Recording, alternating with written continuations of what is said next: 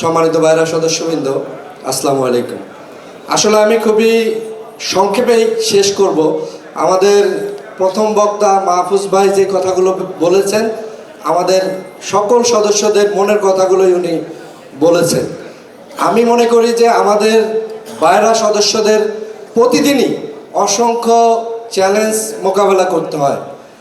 আজকে সৌদি দূতাবাসের কথা আমরা শুনেছি। আজকে দেখেন অসংখ্য প্রায় 2700-2800 নতুন রিক্রুটিং এজেন্সির মালিক, যারা অত্যন্ত মেধাবী, লেখাপড়া শিখে তারা আজকে দেশ গড়ার জন্য, দেশের মানুষের উন্নয়ন করার জন্য আজকে এই সেক্টরে এসেছে। তো আজকে বিভিন্ন দেশেই প্রতিকূলতা, কোথায় ব্যবসাটা কোথায়? আমাদের স্পষ্ট কথা হচ্ছে যে আমরা যারা বাইরা সদস্য, আমরা সকল দেশে ব্যবসাটা করতে চাই। সেই ব্যবসার দ্বার আজকে যারা ডায়াসে নেতৃবৃন্দ আছেন, যত প্রতিকূলতা আছে এগুলো সমাধান করার মূল দায়িত্ব আপনাদের। কিন্তু অত্যন্ত দুঃখের সঙ্গে দেখা যাচ্ছে যে প্রতিনিয়তই আমাদের বাইরা সদস্যদের বিরুদ্ধে একের পর এক বোঝা চাপিয়ে দেওয়া হচ্ছে। আমাদের কোনো অভিযোগ ছাড়া আমাদের লাইসেন্সকে স্থগিত করে দেওয়া যাবে, বন্ধ করে দেওয়া যাবে, এমন ধরনের আইন করা হয়েছে। এরপরে দেখেন আমাদের যে এই বাংলাদেশে কোথাও যেই বিষয়টি নেই, যে আমাদের যে এফডিআর এর লভ্যাংশ, সেটা কিন্তু বাইরের সঙ্গে কোনো আলাপ আলোচনা ছাড়াই আজকে কিন্তু নিয়ে যাচ্ছে। মানে বাইরের এফডিআর এর লভ্যাংশ আমরা পাচ্ছি না। তারপরে ধরেন আজকে যারা কষ্ট করে ইউরোপের ভিসাগুলো নিয়ে আসেন, তাদের জন্য সেই দিল্লি যেতে হয়, বাংলাদেশে স্টাম্পিং হয় না, বছরের পর বছর লাগে। এগুলো দেখবে কারা? আজকে বিএমইটির কথা আসছে। আজকে ওয়ান স্টপ সার্ভিসের নামে কোনো রিক্রুটিং এজেন্সি লাগে না। একটা সিন্ডিকেট চক্রের মাধ্যমে বড় অঙ্কের টাকা দিয়ে ইউরোপ সহ বিভিন্ন দেশের ম্যান পাওয়ার করতে হয়। এগুলো অবশ্যই আপনাদেরকে দেখতে হবে। আজকে কুয়েতের সিন্ডিকেট আমরা দেখেছি।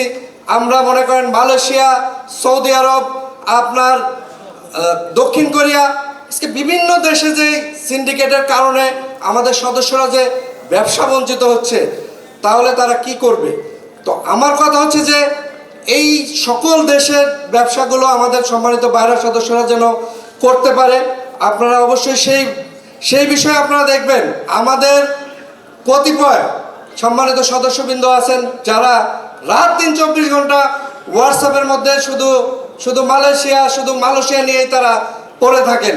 আজকে যে অসংখ্য সমস্যায় জর্জরিত আমাদের যারা নতুন লাইসেন্স হোল্ডার, তাদের সৌদি অ্যাম্বাসিতে অ্যানলিস্ট হচ্ছে না, বিভিন্ন দেশে তারা ব্যবসা করতে পারছে না, তাদের জন্য কোনো দ্বার উন্মোচনের এই বিষয়ে তাদের কোনো কথা নেই। আজকে কিছু সদস্য তারা স্টান্টবাজি করে। সেইখানে দেখেন যে যারা কোরিয়ায় সিন্ডিকেট করলো, যারা কুয়েতে সিন্ডিকেট করলো, যারা সকল দেশের সিন্ডিকেটে আছে, তাদের নাম মুখে আনে না, ভাষণের নাম মুখে আনা নিষেধ। আজকে দেখেন যে আমাদের যে এই সেক্টরের সবচেয়ে বড় আমাদের মেজরিটি বাইরের সদস্যরা বিজনেসটা করে কোথায়? সৌদি আরবে বিজনেসটা করে, বিভিন্নভাবে বিজনেস করে। সেই সৌদি শ্রমবাজারকে ড্রপ বক্সের নামে সিন্ডিকেট করার অপচেষ্টা করেছিল আমাদের মরহুম আমাদের হাই সাহেব এবং শ্রদ্ধেয় নূর আলী সাহেব। আজকে তার বিষয়ে অনেকেই কথা বলতে চান না, অথচ বাংলাদেশের সকল সিন্ডিকেটের তিনি জনক। আপনারা দেখেন যে আজকে যেই আমরা কথা বলি, আগামীতে সামনে হয়তো বা বাইরাতে ভোট হবে। আপনারা জানেন যে 2016 সালে এবং 2018 সালে বাইরা সদস্যদের ভোটাধিকার বঞ্চিত করে ওয়েস্টার্ন কমিটি করেছিলেন এই নূর আলী সাহেব। আমরা মনে করি যে ড্রপ বক্স আন্দোলন করে আমাদের সৌদি ব্যবসা এই নূর আলী সাহেব যেভাবে কুক্ষিগত করতে চেয়েছিলেন, আগামীতে যদি এই বাইরাকে নিয়ে কোনো সিনেমিনি খেলেন, বাইরা সদস্যদের ভোটাধিকার নিয়ে কোনো সিনেমিনি খেলেন, তাহলে আমাদের আজকের এই ডায়াসের নেতৃবৃন্দ, সম্মিলিত গণতান্ত্রিক জোটের নেতৃবৃন্দ এবং সকল নেতৃবৃন্দকে নিয়ে দুর্বার আন্দোলন করে তুলে ভোট অধিকার ছিনিয়ে নেওয়ার সকল অপচেষ্টা আমরা রুখে দেবো ইনশাল্লাহ। সবাইকে ধন্যবাদ। জয় বাংলা, জয় বঙ্গবন্ধু। ধন্যবাদ।